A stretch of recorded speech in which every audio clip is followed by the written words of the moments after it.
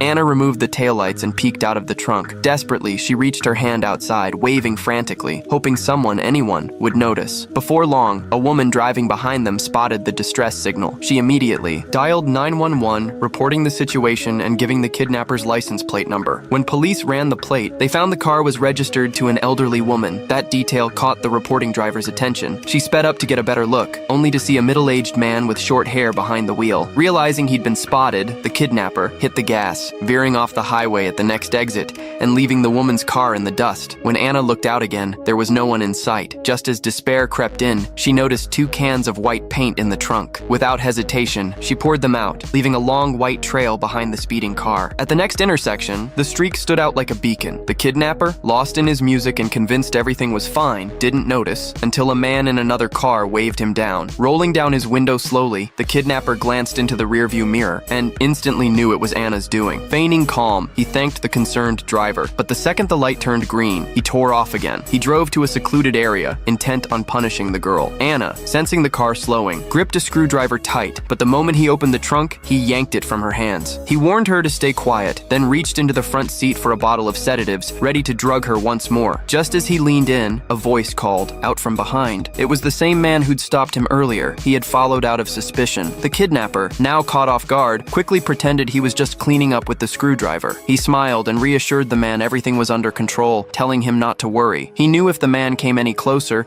his lie would unravel. Seeing nothing, obviously wrong, the driver hesitated, then walked back to his car. Still uneasy, he glanced back one more time, pulled out his phone and got ready to call for help. But at that very moment,